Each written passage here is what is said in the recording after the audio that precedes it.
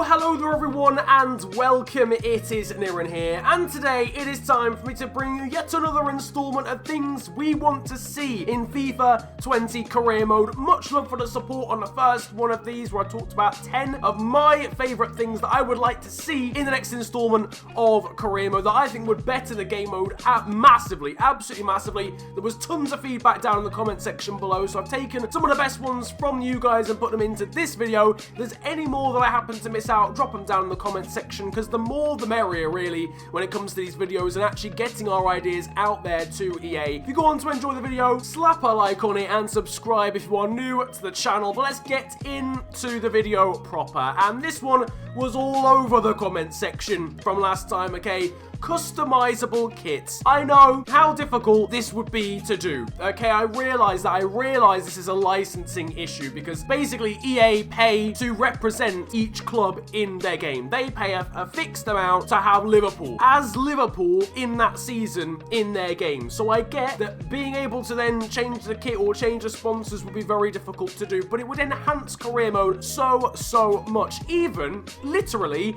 if it was forgetting about the kit supplier and the sponsor, it was literally just being able to change the design of the kit. That would be absolutely incredible. I mean, I don't see why you can have, I guess the players are licensed differently to the teams, but it's not like you're Jurgen Klopp as the Liverpool manager, you are yourself, so not everything is represented. So hopefully there's a way around that for being able to edit the kit slightly, because having the same kit for all 15 seasons is quite boring. It has been since career mode began. It's been something that I've wanted since literally the start of career mode. With PES, obviously it's doable because they don't have the specific rights to each club. Number 2 develops upon something that I talked about in the last one actually. I talked about training for positions. It would be nice to have a different type of training on top of attributes and position, skill moves and weak foot as well. Goodness me, the amount of times I get a player, especially regens or youth academy players, who are completely ruined by the fact that they can't even do a ball roll.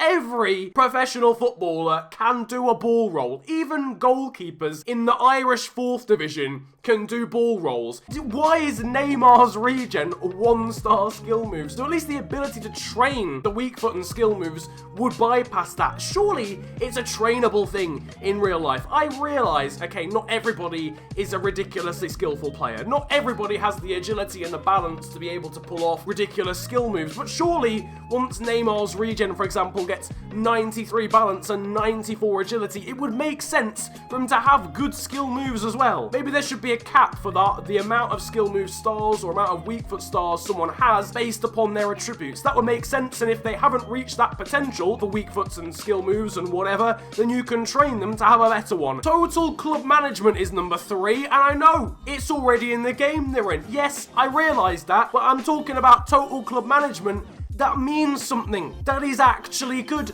because total club management in FIFA does nothing. You can't even, what does it do? Shirt sales don't affect anything. Flipping, what's it called? Brand exposure objectives, you can't even have any influence on them. I'm sorry.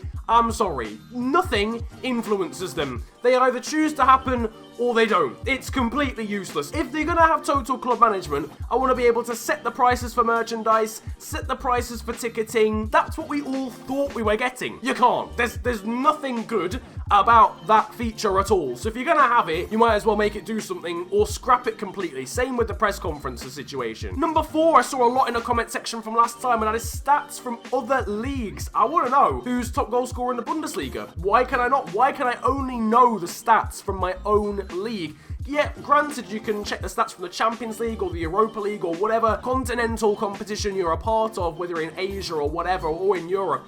But I want to know the actual top scorers in other leagues, or most assists, or most clean sheets. Combining that with the removal of actual fixed potential would be really helpful when you actually sign players. You could sign the Championship top scorer if you're a mid-table Premier League team, and it'll make sense, because that's the sort of thing that would happen in real life. Whereas the top scorer in the Championship could be 68 rated, you'd sign him and he's still 68 rated despite what he did the season before. And you wouldn't even know that he did what he did the season before because you can't access stats from other leagues. That would be, it just makes sense. It's just a logical step from EA, surely. Number 5, customizable managers.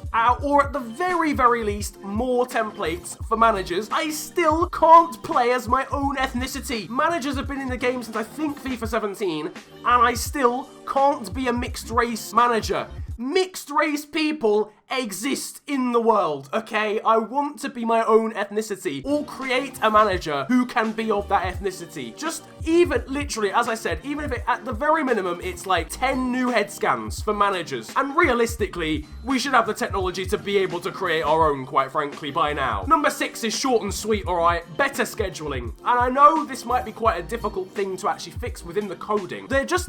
All there needs to be is something within the coding that prevents games from happening 2 days in a row. That's the main thing. There are other issues with the scheduling, okay? Where you get a game in the Premier League on a Saturday after a Europa League game on the Thursday, when in reality you play on the Sunday or even on the Monday, so Monday Night Football. You'd play on Monday night, you wouldn't play on a Saturday, because you could just have your game scheduled later in the weekend. But that sort of stuff happens on FIFA for no real reason, because you'll have a game on the Thursday, then a game on the Saturday, and then no game till next week. They could have moved it back to Monday. It's not as if there's another game on the other side of the weekend fixture. It just baffles me. There needs to be a lot more sense with that, because it's so difficult to manage stamina when you've just got pointless games and stupid scheduling going on constantly. Number 7 is more realistic objectives in certain areas, okay? And this is the domestic success and also youth development, right?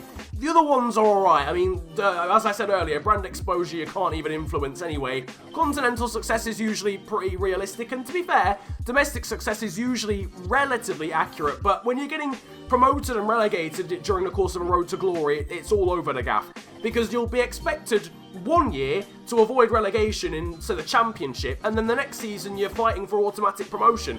That isn't really the step. You would usually have a mid-table step in between that. It's a little bit too accelerated and a bit too rushed and unrealistic. And secondly, I've talked about it before, but youth development flipping objectives are all over the gaff. How on earth am I going to be able to promote 5 youth academy players, grow them by 10, and then play them in 10 games? By the time I've trained them by 10, the season's over. It's literally impossible.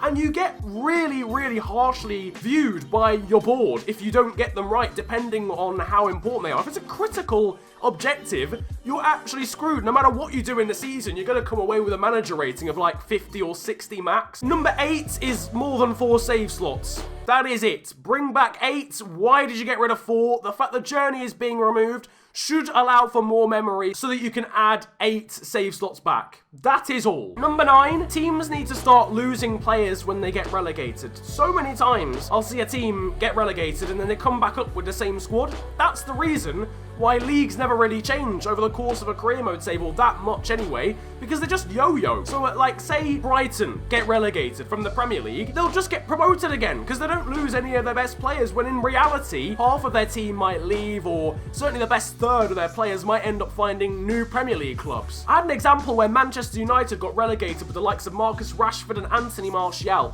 They would not stay. Marcus Rashford would probably leave. Anthony Martial would definitely leave because he's not even affiliated really with Manchester. And they just stayed. And then Manchester United got promoted again. I'm not saying just the loss of Martial and Rashford would have kept them in that division, but at least make it realistic with players being in the wrong division. There's got to be some sort of guideline as to what rating should be in each league. I feel that's probably the best way to get around it. And then finally, number 10, age-dependent faces. Either in the form of actual aging, where players go from maybe 16 to 30 over the course of a save and actually develop different hairstyles, or maybe develop an older face, wrinkles or whatever, or just looking at younger players and giving them certain hairstyles. I'm fed up of youth academy players and regens being bold at the age of 15 and 16. Who is bold at the age of 15? Nobody is. I don't care how tragic your hairline is as a teenager, you're not gonna be bold at the age of 15. Just please remove that hairstyle even.